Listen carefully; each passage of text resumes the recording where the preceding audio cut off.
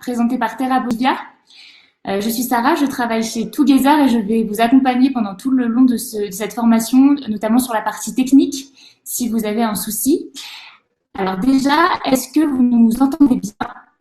Si oui, est-ce que vous pouvez nous faire un petit coucou sur le chat pour voilà, qu'on sache que vous êtes bien avec nous?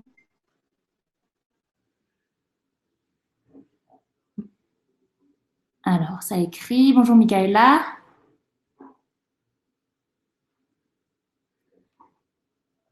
Ok, ça a l'air de fonctionner. Bonjour Laure. Ok, super. Bon, bah écoutez, pour ceux qui étaient à la formation de Dutour, on change pas une équipe qui gagne. Donc je suis avec Alice et Elise et je vais vous laisser du coup entre de bonnes mains. Très bonne formation. Bonjour, bonjour à tous et bienvenue en Bolivie. Donc moi c'est Elise et moi c'est Alice et nous sommes ravis de passer un petit peu de temps avec vous aujourd'hui pour vous présenter notre beau pays d'adoption. Donc pour ceux qui nous rejoignent pour la première fois, je vais vous présenter Terra Bolivia en quelques mots. Donc Terra Bolivia, c'est une présence sur le pays depuis plus de 20 ans et nous faisons du voyage sur mesure. Nous sommes très soucieux de nos voyageurs, de la qualité, de la sécurité et de la réussite de leur voyage. Et nous faisons aussi partie d'un groupe plus grand, donc c'est le groupe de Terra Andina. Et nous travaillons pas mal avec nos pays voisins, donc l'Argentine, le Chili, l'Équateur, pardon, la Colombie un petit peu, et le Pérou. Donc Terra Bolivia, c'est une équipe de 7 personnes, entre concepteurs de voyage et logisticiens. Oui. Voilà. Il y a des Français, des Boliviens, donc on est tous là pour travailler au mieux et pour prendre bien soin de tous nos petits voyageurs. Alors aujourd'hui, on va vous immerger dans la culture de deux des peuples les plus présents en Bolivie, qui sont les Aymara et les Quechua.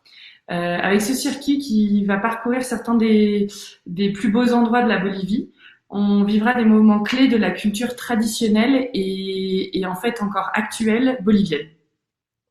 Donc en 2 mots, les Aymara, ce sont les peuples des Andes qui vivent entre le lac Titicaca et la Cordillère Royale. Alors je vais essayer de vous montrer un peu là. Donc entre le lac Titicaca sur la carte et la Cordillère Royale. C'est un peuple des montagnes, c'est le groupe indigène le plus peuplé, le plus nombreux de Bolivie. Et ils ont leur propre langue qui s'appelle l'Aymara. Et d'un autre côté, donc la culture Quechua, quant à elle, vit plus dans les vallées. Donc il va être plus en fait dans cette zone-là entre Potosi, qui est encore à la limite, et Sucre. La culture Quechua en fait existe et en Bolivie, mais aussi au Pérou et en Équateur. Et ils ont aussi leur propre langue qui est le Quechua et qui a d'ailleurs plein de dialectes différents en fonction des zones et des pays différents. Et donc, avant de commencer le circuit, je vais vous partager quelques petites infos pratiques, à savoir que la meilleure période de voyage en Bolivie, c'est de mai à octobre, puisque c'est la saison sèche, sur une période de 15 jours. On est à une altitude moyenne de 4700 mètres et il faut compter entre 180 et 200 dollars US par jour et par personne. Il y a plusieurs passages frontières.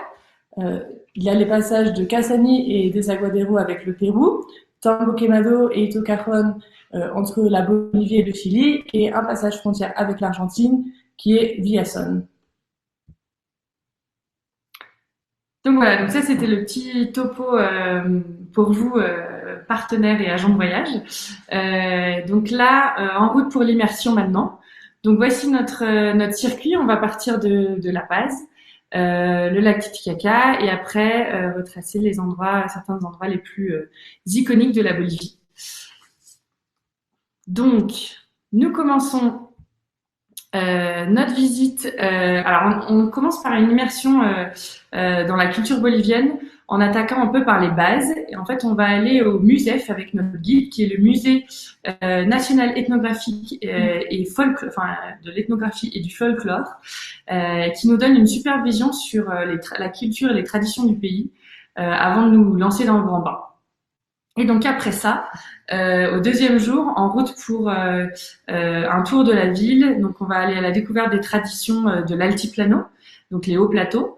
On flâne dans les marchés, le marché de la Rodriguez, puis le marché aux sorcières, donc qui est représenté là. C'est une caverne au trésor en tout genre, donc des amulettes, des porte-bonheur, des fœtus de lama, de l'alcool, des herbes, etc. Donc elles sont les dames qui tiennent ces boutiques sont appelées les brujas, donc les sorcières, avec toutes leurs amulettes en tout genre. Donc la traduction en fait ici, c'est de créer une mesa, qui est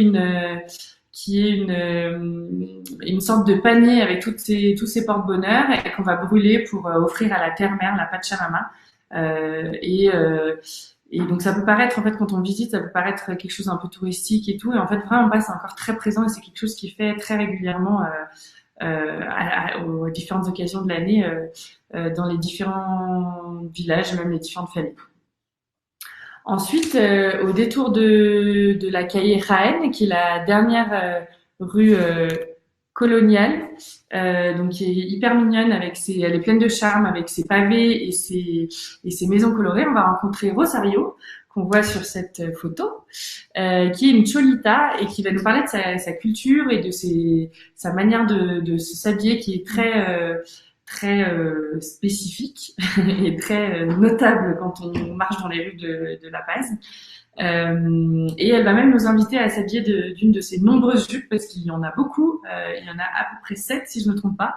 Et donc là on peut voir sur les photos, il y a Élise ici qui est allée faire un petit tour chez Rosario pas plus tard que la semaine dernière. Ouais, non, franchement, c'était top. C'est une super expérience que je recommande à tous les voyageurs. Vraiment, Rosario est très très fière de sa culture. Elle nous présente super bien tous les vêtements, comment ça se met. Donc, il me semble qu'elle nous avait mis 5 jupons en dessous de cette grande jupe. Mais je pense que ça dépend des personnes. À mon avis, plus ils en ont, mieux c'est. Et en fait, c'est ça qui fait cet effet de largeur au niveau des hanches. Et franchement, c'est une super activité pour en savoir un peu plus sur les traditions en termes de mode, puisque les femmes s'habillent vraiment comme ça. Donc, c'est pas du tout un déguisement, c'est vraiment une manière de se vêtir ici. Et on a appris vraiment plein de choses. Enfin, moi, je m'étais beaucoup posé la question de comment tenaient leur chapeau. Vraiment, en fait, je pensais que peut-être il y avait un élastique ou un truc qui les tenait sur leur tête, parce que les chapeaux sont petits, par rapport à la tête des femmes. Et c'est juste qu'elles se tiennent droites. Et finalement, c'est pas si facile de garder son chapeau sur sa tête. Donc voilà, on a eu le droit à une petite démo et des petites danses au milieu de la rue coloniale de La Paz. Alors ensuite, donc la visite de La Paz ne peut pas. Je suis allée un peu vite dans les diapos, donc on est encore à La Paz. Ça peut pas être complet sans un tour en téléphérique. Donc on survole le centre de la ville, le cimetière général avec ses fresques géantes, jusqu'à la partie haute de l'Alto qu'on appelle la partie haute de La Paz qui s'appelle l'Alto, et pour une vue imprenable sur quelques-uns des sommets de la cordillère. Et au-delà d'un tour panoramique qui donne vraiment une vue splendide, ça donne vraiment une super vision sur la ville et sur la manière dont elle est construite, sur la manière dont sur la répartition sociale aussi de la ville. On passe au-dessus des toits de certaines maisons, de certaines cours intérieures, et donc ça nous donne vraiment une chouette vision de ça. Après ce petit tour panoramique, on reste dans les hauteurs et on va passer la nuit sur la ville de l'Alto, dans un cholet. Donc ces constructions, donc elles sont aux couleurs très vives et un peu kitsch pour être honnête. Et ce sont des motifs inspirés de la culture aymara, donc la culture des Andes, comme vous avez compris. Et c'est une manière de se plonger vraiment dans la vie quotidienne quotidienne et citadine des Aymara, parce que par la suite on aura plus l'occasion d'être dans la vie des campagnes et des montagnes. Là on est vraiment dans la vie citadine de cette culture encore très présente, même en ville. Voilà. Et puis ensuite, on continue notre découverte du pays et on se dirige vers le lac Titicaca où nous passerons 2 jours à naviguer entre les différentes îles. Donc on commence par l'île de la Lune, qui est une petite île tranquille et reculée. Et de là, Doña Esperanza va nous proposer de partager un aptapi. Donc, c'est un repas typique qu'on peut voir sur le diapo, donc sur cette photo juste ici. Un repas typique où traditionnellement, chaque habitant ramène quelque chose qu'il a cuisiné chez lui pour le partager avec tout le monde, donc tout le village, en l'occurrence entre tous les voyageurs. C'est un repas qui va être à base de soupe, d'amande déshydraté, de fèves, de maïs des Andes, de fromage, de truites du lac et de beignets de légumes. Ensuite, on va rejoindre l'île du Soleil et Serenaka où nous passerons la nuit avant le jour suivant d'embarquer sur notre catamaran et d'apprendre à naviguer sur le plus haut lac navigable au monde. Donc là, voilà, vous voyez le catamaran, petit voilier. Et ensuite, on va rejoindre le pied de la cordillère pour découvrir en fait les îles Pariti et Suriki. Donc ça va être sur la partie mineure du lac. C'est là où sont fabriqués les bateaux traditionnels, les embarcations traditionnelles et touristiques. Et puis on va rencontrer aussi un artisan qui va nous en apprendre un peu plus sur cette fabrication de bateaux en totora. Donc c'est la paille que vous voyez ici et qui forme ces jolies embarcations. Donc depuis le lac, après, on s'élève un peu et on part vers la cordillère, à quelques heures de là. On va rencontrer, donc on va vraiment au cœur d'un village Aymara toujours. On est toujours dans cette culture andine des montagnes.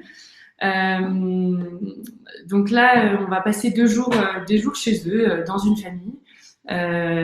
Au programme, on va faire, alors ça va dépendre de la saison, de la tonte des lamas, du tissage, la préparation de cuisine locale. Donc ils cuisinent dans des fours sous terre. En fait, ils créent des fours en terre, sous terre. Musique andine, célébration à la Pachamama. Et on passe la nuit chez eux et on a vraiment une opportunité de vivre un peu des moments avec eux. Donc là, voilà, quelques photos. On a le tissage, on a la cuisine. Alors le tissage, c'est assez compliqué. On a une voyageuse qui s'est essayée. Elle a été impressionnante parce que c'était pas évident. Et puis, pareil, les tresses traditionnelles des Cholita. Ensuite, changement de décor, complètement changement d'atmosphère, et on se dirige vers le tant attendu Salar de Uyuni, parce que c'est un moment immanquable.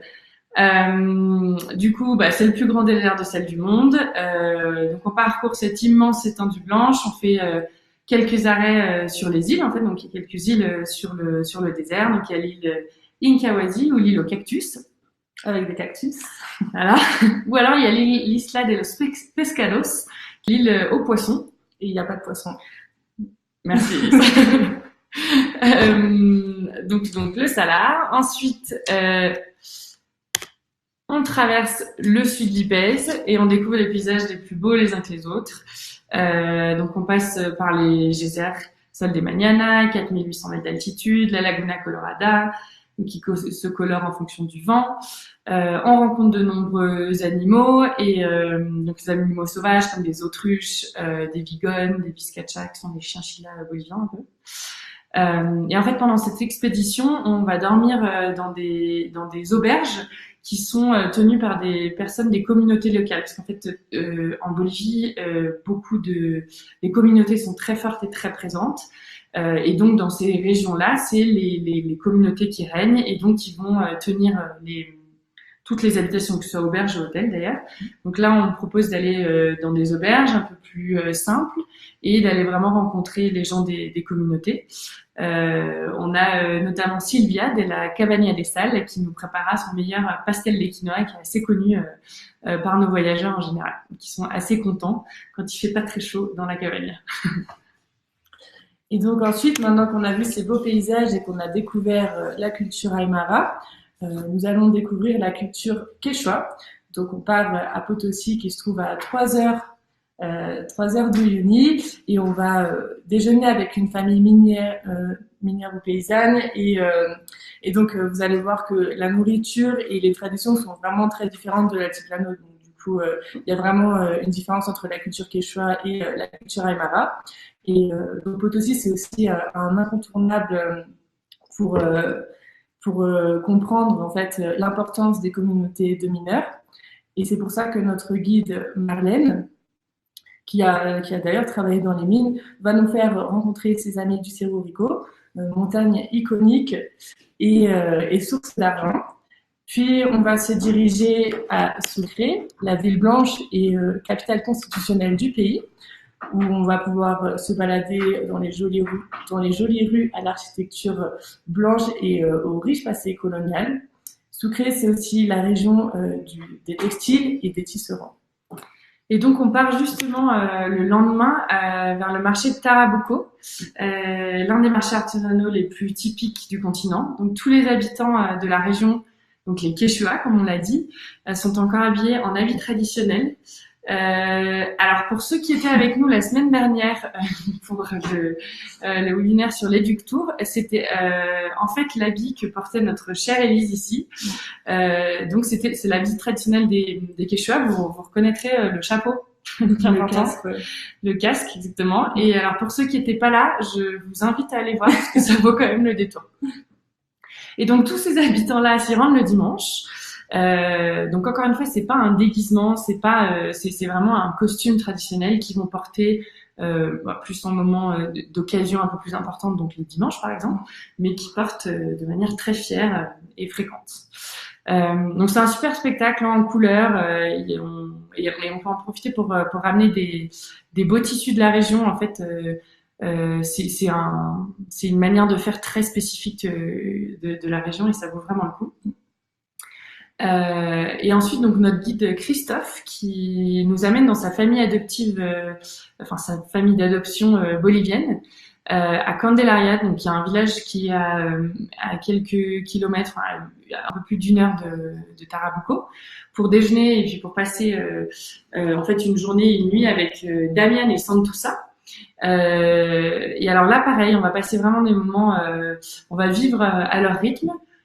On va cuisiner avec Santusa, on va apprendre à tisser avec Damian et Santusa qui ont des manières de tisser différentes l'un et l'autre parce qu'il y a des manières de tisser pour les hommes et pour les femmes. Et là, je vous défie de faire, de pratiquer comme eux. On va essayer, pas Élise d'ailleurs, essayer. C'est notre cobaye. En fait, c'est ça. Élise a essayé et c'est une technique incroyable et on s'en rend pas forcément compte sur les marchés quand on voit les tissages, mais tout est fait à la main, on le voit vraiment. Là, c'est Santusa elle-même. Je pense que c'est une photo qu'on a prise nous-mêmes il n'y a pas longtemps. Et donc vraiment, c'est prendre le temps de passer du temps avec eux, de découvrir. Ils ont un super potager, un super jardin où ils cultivent tout sur place. Ils vont nous faire découvrir ça. Ils ont un petit musée, le musée du textile, qu'ils sont très fiers de montrer parce que c'est vraiment un tout petit village. Il n'y a pas grand monde, mais ils sont très réputés pour leur artisanat et leur savoir-faire. Oui, et justement, je voulais revenir sur les techniques de tissage. En fait, c'est une technique qui est très particulière et on le voit, les personnes quand elles tissent, elles vont très très vite et après quand nous on essaye, c'est pas du tout le même rythme.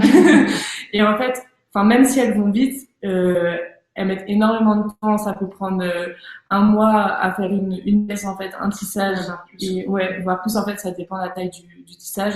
Et on le voit dans le musée aussi, il y a quelques hommes qui tissent et c'est super intéressant d'apprendre les différences parce qu'en fait, les femmes et les hommes ne tissent pas la même chose. Donc c'est vraiment, franchement, c'est vraiment une visite qui est intéressante aussi pour apprendre tout ça. Tout à fait. Et du coup, après Candelaria, on va retourner donc sur Sucre.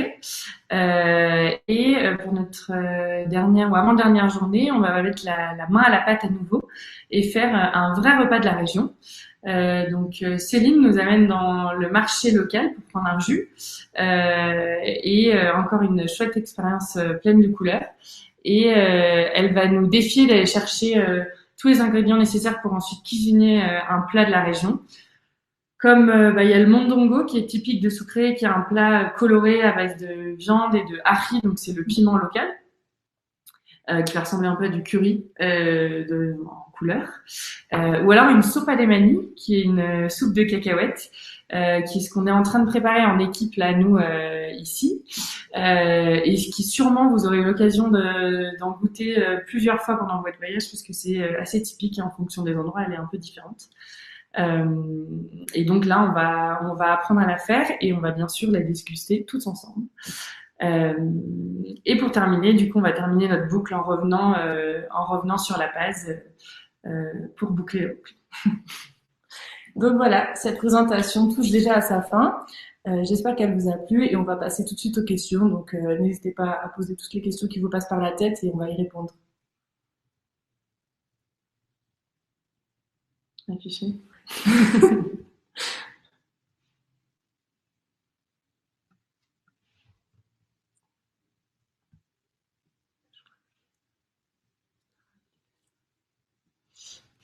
Alors, quelle différence entre les Aymara, les Quechua et les communautés dont vous parlez? Alors en fait, les Aymara et les Quechua, c'est une culture. Donc en fait, en gros, en Bolivie, on peut diviser en 3 grands types de cultures. Il va y avoir la culture andine des montagnes, qui va être les Aymara, la culture des vallées, qui va être les Quechua, et la culture des vallées tropicales, donc des régions tropicales de l'Amazonie, qui va être les Guarani. Donc c'est des peuples en fait. Et ensuite les communautés, c'est des sous-groupes au sein de, donc c'est des sous-groupes. Il va y avoir des communautés Aymara, plusieurs communautés Aymara, plusieurs communautés Quechua. Et donc ça va représenter un peu comme des petits villages en fait chez nous. Il faut savoir que les communautés, quand je disais, c'est encore très présent. Il y a des chefs de communauté par communauté, des responsables. J'allais dire des responsables légaux, mais c'est donc des responsables un peu du droit, etc. Et donc ils fonctionnent un peu en fait un peu comme il faut s'imaginer les villages chez nous en France il y a quelques dizaines d'années. Donc voilà, donc en fait c'est juste une sous-division du groupe culturel. Je sais pas si j'ai été très claire. N'hésite pas Aline à me redemander. Quels arguments donner pour faire partir les clients en Bolivie plutôt qu'au Pérou? C'est sûr que c'est 2 pays qui sont très intéressants l'un et l'autre. Juste avant, je crois qu'on a des copains du Pérou, alors désolé, et on vous aime. Mais du coup, en général, ce qui revient souvent, c'est que la Bolivie, c'est un pays qui est un peu moins, qui est quand même moins touristique et où les traditions sont plus vives et plus authentiques, beaucoup plus présentes. Donc ça va surtout être ça si les gens cherchent à faire des voyages hors des sentiers battus, et puis dans un esprit plus authentique et voir une culture qui est vraiment préservée et pas éviter tout ce qui est attrape touriste entre guillemets. En général, ils vont plutôt se diriger vers la Bolivie. Après, c'est pas du tout pour dénigrer le Pérou, hein, mais c'est juste que c'est vrai que la Bolivie c'est un pays où il y a encore moins de tourisme en fait. Donc c'est ça qui fait aussi que les traditions sont encore plus présentes, plus vivantes dans chaque région du pays. Et après, en fonction des gens et des voyageurs, le combo Pérou-Bolivie est souvent hyper intéressant parce que du coup, ce qu'on n'a pas nous en Bolivie, c'est le Machu Picchu, c'est une culture encore inca. Qui a été très préservée, et donc du coup ça peut vraiment faire et puis des villes et puis la mer, hein, qu'on se le dise. du coup ça peut faire vraiment un bon combo pour les gens qui sont entre les deux et qui ont envie d'un voyage encore plus varié. Mais Nathalie, si t'as besoin de petits argumentaires, on se recontacte par mail et on peut te faire un petit speech pour pourquoi la Bolivie. Avez-vous la possibilité de nous transmettre ce programme par mail, s'il vous plaît? Bien sûr. De suite, ouais. Juste après la présentation. Pourquoi ne parlez-vous pas de Santa Cruz de la Sierra? Alors, on parle pas juste aujourd'hui parce qu'on a décidé, donc c'était un webinaire axé sur un vie ma vie sur des cultures très présentes qui sont encore les Quechua et les Aymara. Après, Santa Cruz est une super région, il y a énormément de choses à faire. On avait fait une formation en novembre dernier où où on en a parlé un petit peu. Et donc du coup, je t'invite à aller la voir, où on peut s'en reparler. En tout cas, pour les gens qui ont un peu du temps, rajouter quelques jours autour de Santa Cruz, de toute cette région qui est Samaipata, qui est le parc Amboro. Donc c'est beaucoup plus bas en altitude, voire pas en altitude. Et donc du coup, il fait chaud, c'est région tropicale, c'est une culture encore différente, c'est surtout des paysages et de la végétation très différente. Donc pour un voyage encore plus complet, la région de Santa Cruz et même des missions jésuites qui sont encore plus loin sont une super addition. S'il vous plaît, les incontournables de Bolivie. Donc déjà, ce circuit rassemble pas mal des incontournables. Après, ça dépend vraiment des voyageurs, de ce qu'ils aiment faire. Il y a des incontournables en termes de voyages communautaires ou de rencontres avec les habitants. Mais c'est vrai que le circuit, on va dire, incontournable, ça va être une boucle La Paz, qu'on va faire en 15 jours en passant par le lac, par le sud Lipez, par Potosí, par Sucre.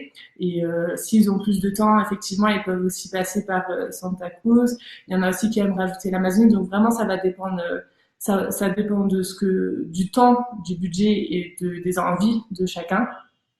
Mais le circuit qu'on a présenté rassemble vraiment les incontournables.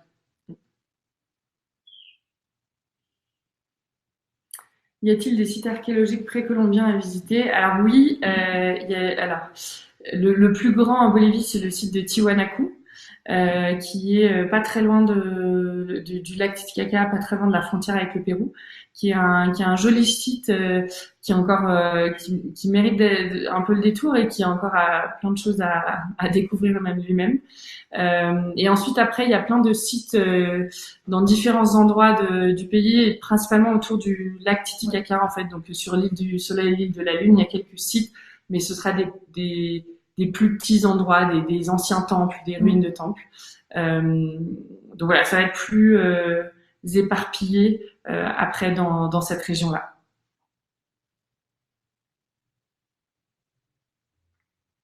Oui, exactement. Le troisième peuple, est-ce bien les Guarani, enfin Guarani même. C'est bien ça, c'est exactement ça, Aline. Du coup, plus le peuple des régions tropicales qu'on n'a pas présenté aujourd'hui, mais qui mériterait un autre webinaire juste à eux parce que qui est pas forcément très connu pour les voyageurs, parce que la Bolivie on pense pas forcément aux vallées tropicales, à l'Amazonie non plus. Donc on y pensera pour la prochaine fois. Mais du coup sur ce circuit Vie ma vie, on peut faire des extensions en Amazonie pour rencontrer ce peuple. En Amazonie, dans les zones près de Tarija, etc. Il y a plein de chouettes villages à aller voir, chouettes personnes à rencontrer. Est-ce que vous avez d'autres questions? On ne voit pas les questions qui arrivent en fait.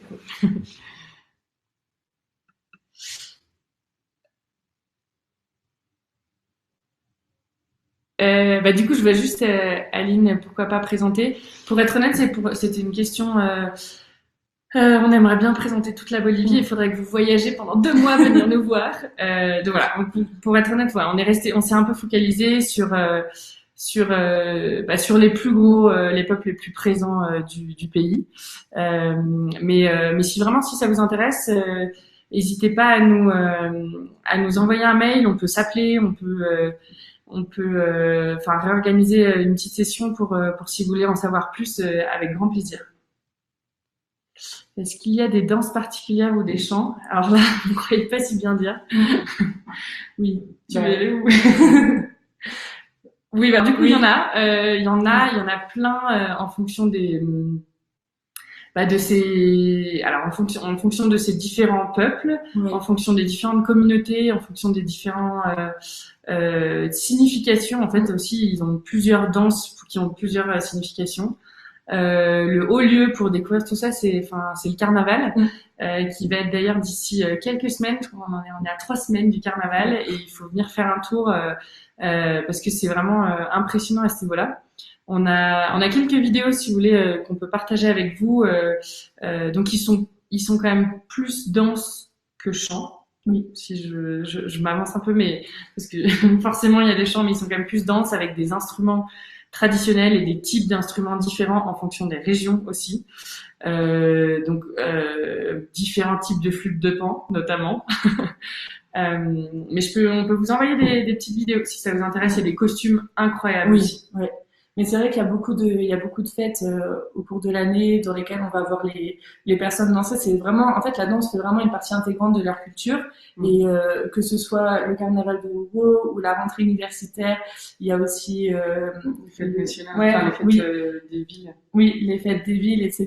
Il y a plein d'événements comme ça où on voit des personnes en fait des défilés de danse Ouais, c'est vrai. dans les rues. Et puis après, il y a aussi possibilité pour les voyageurs de faire des dîners peña durant lesquels ils vont voir les danses locales avec des présentations aussi des danses. Aline demande où est le carnaval.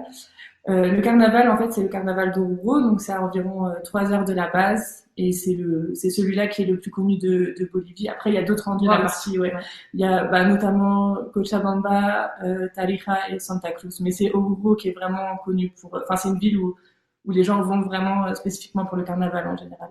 Et c'est des vrais c'est des concours de danse, des concours de groupement, enfin je sais pas, de club de danse en fait en gros. Oui. Et comme disait Eline, en fait c'est vrai, c'est à chaque moment important de l'année, qui va être la fête nationale, la fête du village, la fête de machin, ça va être représenté par des danses qui vont être des mini carnavals. Et c'est noté pour la vidéo, Eline. Comment est l'Amazonie en Bolivie par rapport aux pays voisins? Est-ce plus authentique? Alors, c'est moins exploité. En fait, c'est moins fréquenté. Du coup, c'est génial parce qu'il y a.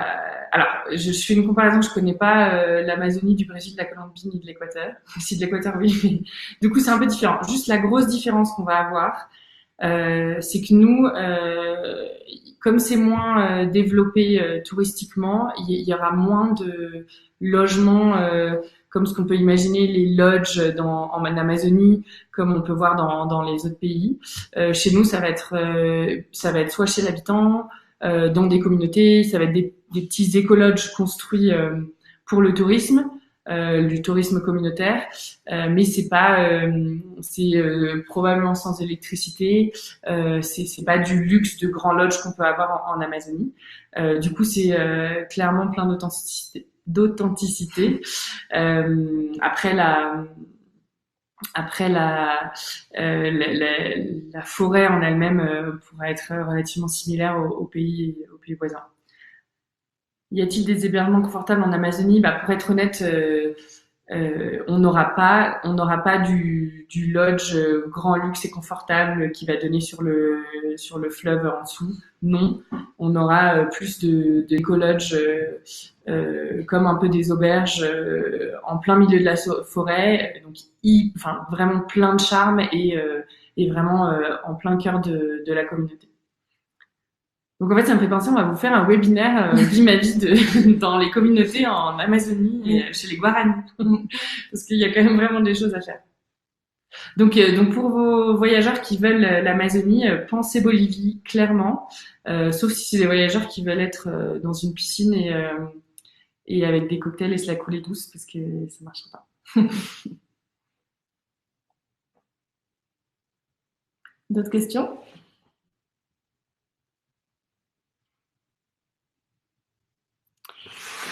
Non, pas tout à fait. Alors juste, oui, donc question par rapport aux invitations à l'Educ Tour. C'est en cours. Promis, c'est en cours. Ça arrive vite. Voilà, c'est petit à petit. Ça a mis un peu plus de temps que prévu. Je sais que je vous avais promis la semaine dernière, mais on vous tient au courant. À qui conseillez-vous ce type de circuit? En fait, ce type de circuit, il est pour tout âge, tout type de groupe, donc que ce soit des amis, des familles ou des couples. Et après, donc ça va être plus pour les personnes qui recherchent pas spécialement du luxe ou d'être dans des hébergements très confortables, parce que s'ils veulent rencontrer des communautés et que c'est des nuits chez l'habitant, forcément le confort ne va pas être le même que s'ils sont dans un hôtel 3 étoiles. Mais de manière générale, il n'y a pas de règles. C'est vraiment en fait pour tout le monde puisque c'est un circuit qui passe par des incontournables. Donc à partir du moment où c'est des gens qui ont envie de découvrir la culture, les traditions et qui ont envie d'être en contact avec les locaux, voilà, ça se destine à tout le monde. Et si jamais il y a des personnes qui ont envie de rencontrer des locaux mais qui veulent quand même avoir des hébergements confortables, on peut tout à fait adapter ce circuit et faire des rencontres. Par exemple, il y a des activités comme le déjeuner en famille à Potosi ou le cours de cuisine qui peuvent être qui peuvent être intégrés dans un circuit avec des hébergements avec de classe supérieure, on va dire. Et dans ce cas, on évitera de les faire dormir chez l'habitant.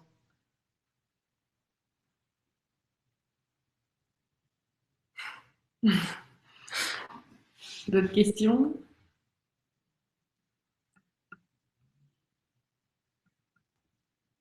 Ah. Je fais n'importe quoi, moi. Je pense qu'on est bon. Non, il y en a plein encore.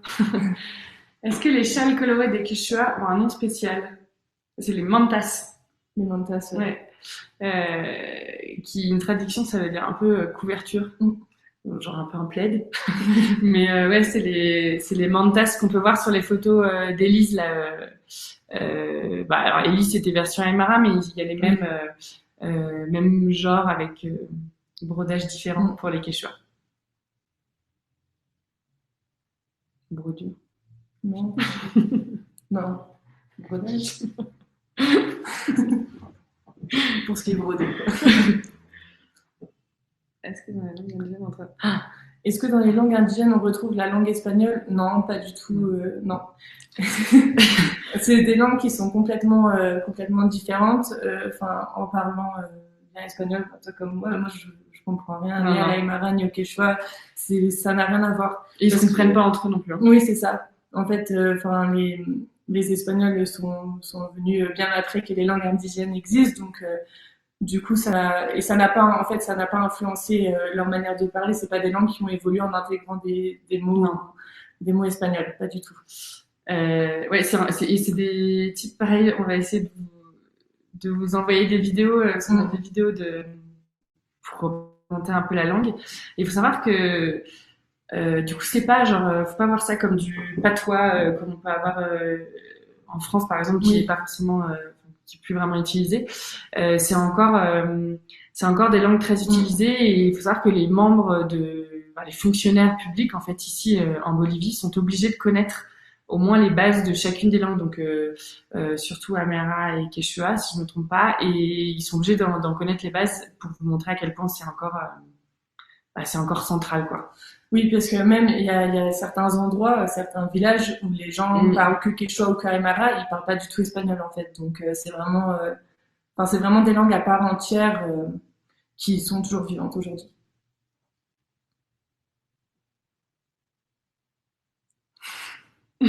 Donc, c'est peut-être un peu bête, mais est-ce qu'il y a de la scolarité dans ces communautés, école dans les communautés? Oui. Non, c'est pas bête du tout. Ouais, c'est une bonne question. Alors, oui, il y en a dans chaque communauté. C'est-à-dire que il y a les écoles, au moins les écoles primaires. Après, pour les écoles secondaires, donc il y en a dans chaque communauté, souvent pas forcément dans chaque petit village. Après ces écoles secondaires, souvent les jeunes on doit voyager pas mal pour se rendre à l'école. J'ai un exemple par exemple sur le lac Titicaca, Doña Esperanza qui habite sur l'île de la Lune, donc qui est vraiment sur le lac. Elle a 2 filles et il y en a une du coup qui est obligée d'habiter. Donc sur l'île il y a une petite école locale, donc une petite école primaire. Mais il faut savoir qu'il y a 50 familles sur cette île.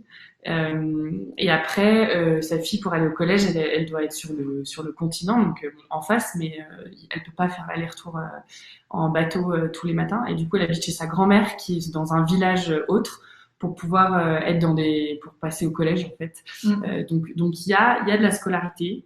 Qui va monter au moins jusqu'au collège, mais ça demande pas mal de déplacements dans les villages. Il y en a des jeunes qui marchent très longtemps pareil dans la région de Candelaria, etc. Il y en a beaucoup qui marchent pendant 2-3 heures par jour pour aller dans les écoles.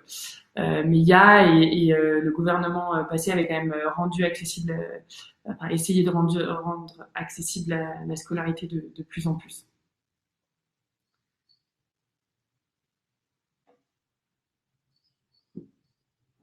Est-ce que vous avez d'autres questions? On rentre dans des questions hyper spécifiques de la Bolivie. Et les classes sont faites uniquement dans leur langue? Non, ils sont obligés d'apprendre l'espagnol. Parce qu'en fait, je pense que ça vient aussi du fait que les villages reculés, comme disait Alice, les enfants en fait qui habitent là-bas, ils se déplacent beaucoup et de ce fait, c'est des écoles qui essayent de vraiment former des élèves en espagnol parce que là la langue en fait la langue qui est plus parlée en Bolivie c'est quand même l'espagnol et donc là, en fait, quand je vous disais qu'il y a des endroits où les personnes ne parlent pas espagnol, c'est plutôt les personnes anciennes. Ouais, plus âgées. Il faut savoir que d'ailleurs, même dans l'autre sens, les cours sont pas mal en espagnol, mais il y a eu ils incitent aussi parce que c'est encore très présent dans les villages, mais dans les villes, la langue aymara ou la langue quechua a tendance à se perdre un peu inévitablement. Et du coup, il y a eu certaines initiatives de le remettre au programme pour que ça perdure en fait cette tradition plus dans les villes. Parce qu'autant il y a moins ce souci-là dans les villages, mais plus dans les villes. Et par conséquent, pour la communication pour tous les circuits, le guide francophone et espagnol est indispensable. Alors oui, alors surtout dans ce circuit un peu spécifique qui est vraiment au cœur des villages et des communautés, c'est sûr que ce sera préférable d'avoir quelqu'un qui parle au moins espagnol, même si souvent les responsables des villages vont parler quand même espagnol. Ça va peut-être plus être pour apprendre à tisser, c'est plus compliqué, mais souvent elle peut vous montrer plus que vous le parlez. Mais on incite souvent, oui, d'avoir quelqu'un qui parle la langue des voyageurs, parce que ça rend le moment encore plus riche, parce qu'il y a énormément de signification dans tout ce que les gens font. Il y a énormément encore de traditions, pour pas répéter le mot encore 40 fois. Et du coup, c'est encore plus riche de l'accompagner par un guide qui va permettre vraiment de l'interprétation de tout ça. Après, si on a des aventuriers qui veulent se mettre à l'Aymara ou au Quechua, on les laisse y aller. On a hâte de voir. Je crois que c'est hyper dur à apprendre.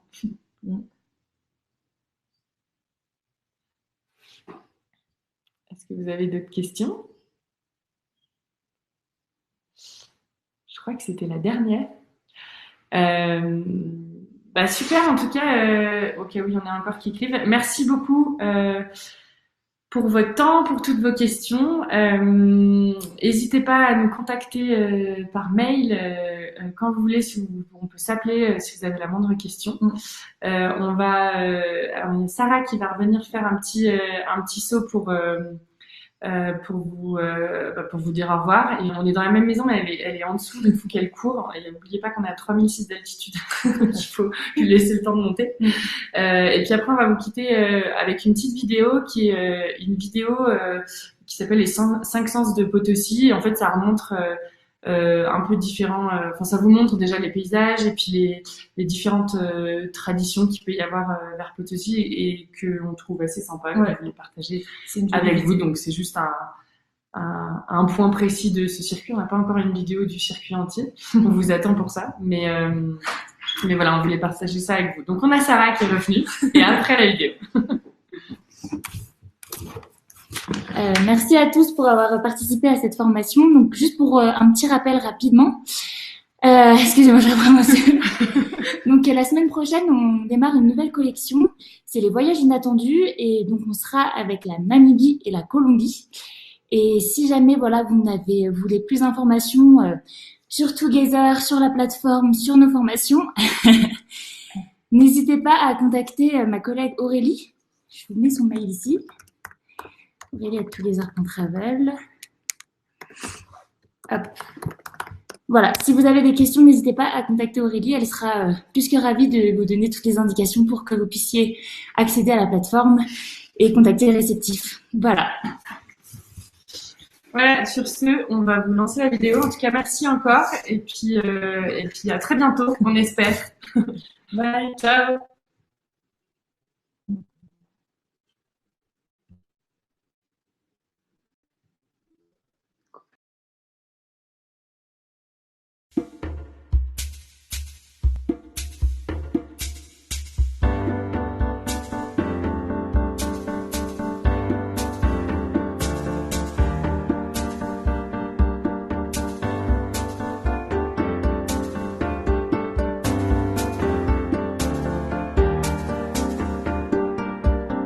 Y me gusta ir a los baños, a Miraflores, me gusta ir a la plaza, me gusta ir a la calle, me gusta venir al campo. ¿Qué paisaje te gusta en el campo?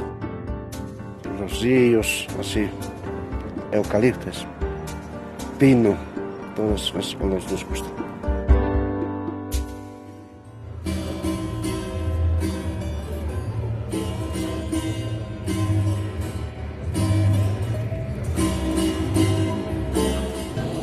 Somos nosotros un grupo que a nosotros, desde aquellos tiempos que nos han dejado nuestros abuelos, nuestros padres, estamos siguiendo la cultura que nos gusta, la música.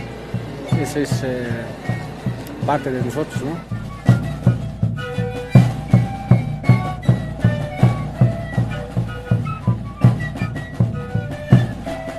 Bueno, a mí me gusta la lana porque es más calientita.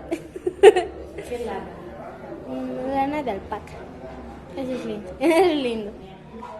Buenas tardes, mi nombre es María Elena Gómez. Soy integrante de Arte Nativo. A mí me gusta, por ejemplo, la lana de llama. La lana de llama, por ejemplo, es un poquito suavita, dependiendo, digamos, cómo lo criamos al animalito y cómo lo podemos trabajar. Esta, por ejemplo, es la lana de alpaca, donde nosotros en esta trabajamos a mano.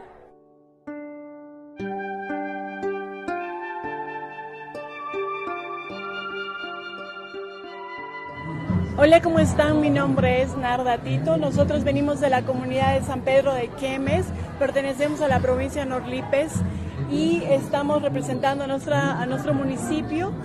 Y esta es nuestra cultura, nuestra ropa representa, estamos rescatando a nuestros ancestros y estas son nuestras ropas. Y las mujeres tejían y esta es la ropa que ellos hacían y nosotros vivimos de la quinoa también.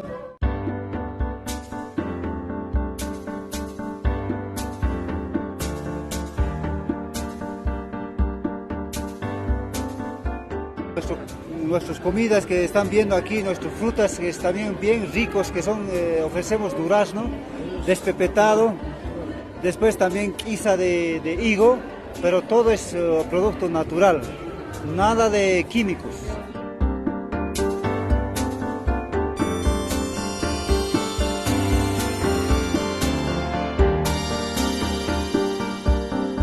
Bueno, mi nombre es Giovanna. Lo que más me gusta comer es la salteña potosina, me encanta.